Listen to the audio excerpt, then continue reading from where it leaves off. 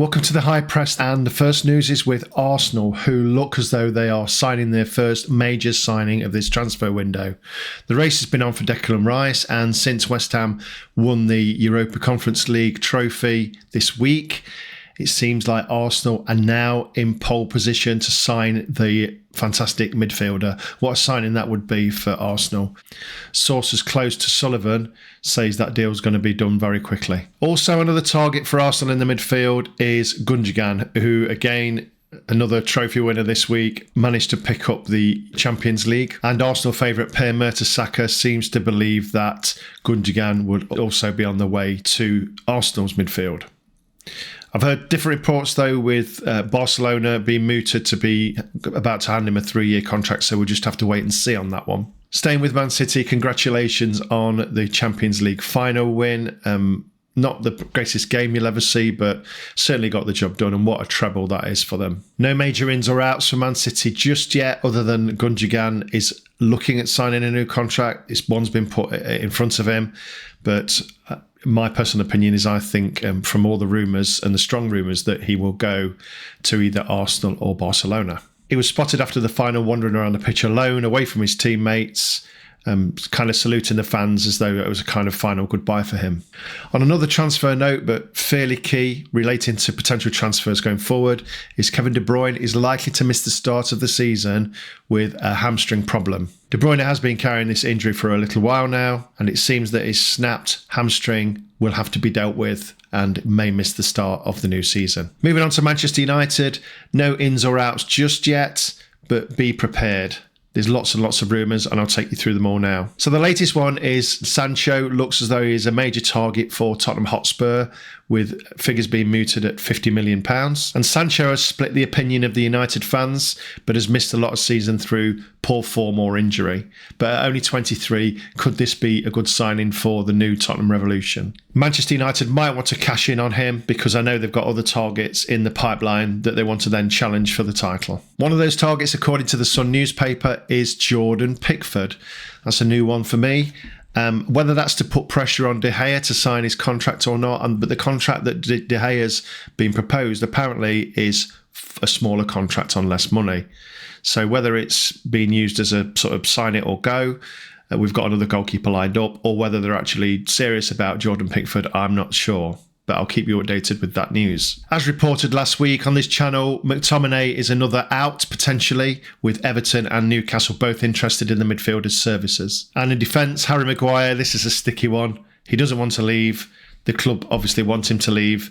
He's really not going to get much football next season, but he doesn't want to walk out on Manchester United and or his contract. So again, watch this space. You could be having Maguire for yet another season, Manchester United fans. Another target for Manchester United has to be a striker, and although Rashford had a great 30-goal haul last season, a lot of the goals were dependent on Rashford. Harry Kane is a main target for Manchester United, but that might not happen. Tottenham obviously want to keep him under a new regime. There might be better offers abroad that Kane would be interested in at his sort of age. And all depending on the takeover and how much money is available after the takeover for transfers, the Harry Kane deal might be a difficult one to get over the line. So they're now looking at Eintracht Frankfurt's Randall Kolo Muani, who you might remember from the World Cup. Here's a clip of him in the World Cup in action.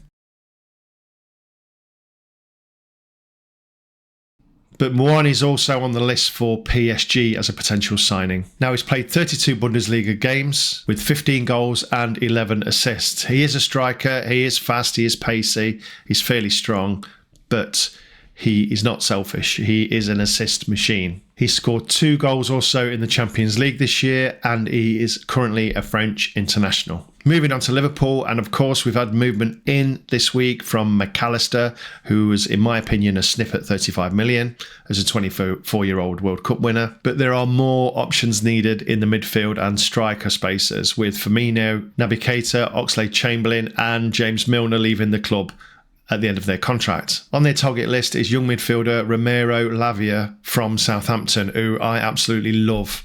Now, Man City have got a buyback fee on this deal, but it's not triggered till 2024, and that buyback fee is of 40 million. So if they're not going to exercise it now, then this transfer window and the January transfer window is potentially the best time to get this player. He fits into Liverpool's model. He's young, he's got a pass succession rate of above 86%, and his other stats are comparable on the defensive side to the main CDMs within the league. Also, you can look out for a defensive option on that right-hand side as Trent has been moved up, and they're obviously looking at covering that position. So watch this space on that one. Moving on to the fantastic season that Newcastle have had. They've now got Champions League football next year, and they need to bolster their squad to compete. Now, the Daily Mail is reporting that Conor Gallagher is a big target for them for around 44 million from Chelsea. And Tony Cascarino dubbed him the Kante with goals, which can't be a bad thing. It's also reported that Leicester's James Maddison is a target for £50 million, but Spurs are also in the mix there. But according to the Times, they are looking at wrapping up a deal soon for Kieran Tierney from Arsenal. Now, Tierney hasn't had much football this year due to Zinchenko arriving last summer. So what's this space on Newcastle? I do expect a lot more signings. And the sixth place side in this top six from last year is Brighton.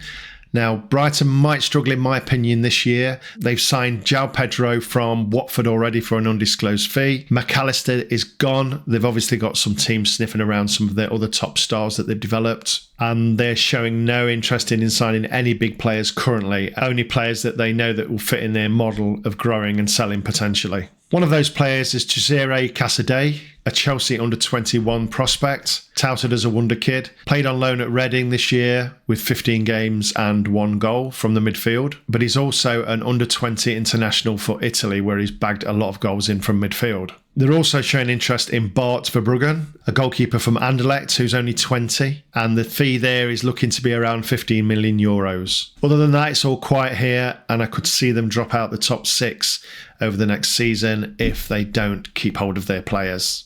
If you enjoy this content, please remember to like and subscribe, and head over to YouTube to follow our YouTube channel, which is at FFTV The High Press.